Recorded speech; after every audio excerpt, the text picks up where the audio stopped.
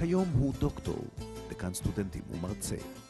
פעם, לפני 30 שנה, הוא היה התלמיד יהודה בן סימון, נער עולה חדש שהגיע לארץ ללא הוריו כדי ללמוד בפנימייה של ויצו ניר העמק.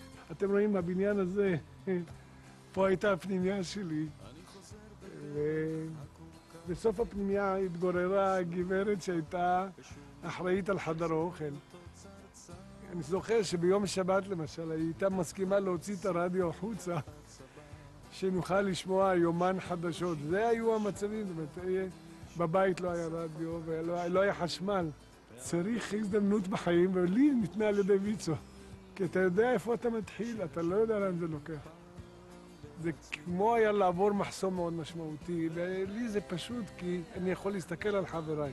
אני לא יותר חכם מהם, אני לא יותר נבון. התמזל מזלי ויכולתי לבוא לכאן. אם היה מתמזל מזלם, אני בטוח שהיו עוד הרבה דוקטורים, והיו עוד הרבה אנשים שיכלו לתרום תרומה יותר משמעותית ממה שהם תורמים עכשיו.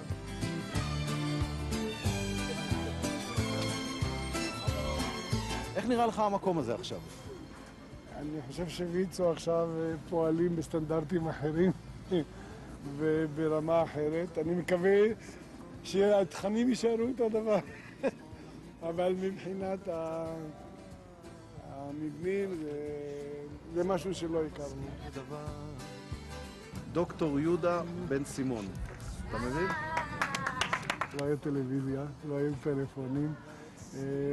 סרטים היינו רואים במשותף פעם בשבוע בחדר האוכל. יהודה, איך נהיים דוקטור? קודם כל אתה צריך להאמין בעצמך. למה חלק מצליח יותר ולמה חלק פחות? אז מי שמאמין בעצמו ומי שמשתמש... היית תלמיד טוב? הייתי תלמיד סבון. מה שאמרו לעשות עשיתי. באמת. הכנתי שיעורים. דוקטור למטה. אני דוקטור לפילוסופיה של החינוך. מה זה? מה החולטה שלך? ויצו ניר העמק. מה זה אומר? סמל של הבית ספר. אצלכם היה? ככה חופשי? לא חופשי, היה קודם כל... זה טרנדי. אני מדבר איתך על 1956, מה היה? לא כזה רחוק. אז עדיין לא היה אופנה של תלבושות עם סמלים. הייתם לובשים אגפיים. ועל זה שכבר מחשיך וקר. שלום אדוני.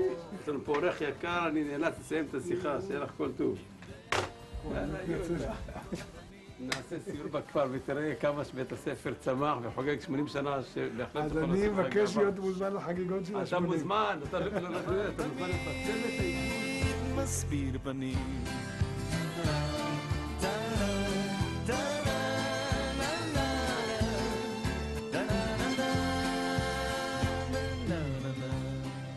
מה אתה חייב לויצו? את הדרך, את הכיוון ואת הביטחון העצמי והדימוי העצמי, שגם אם אני בן לעולים, אני יכול לקבל הזדמנות. אני חושב שמה שחשוב בויצו זה האמונה.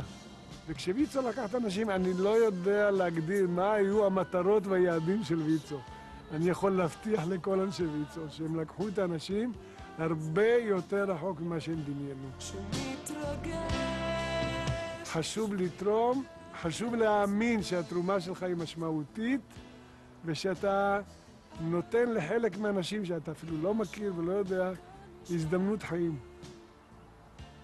כשאני מדבר אליך אני זוכר את המורים שיהיה להם זמן לשבת ולהסביר. מצטער.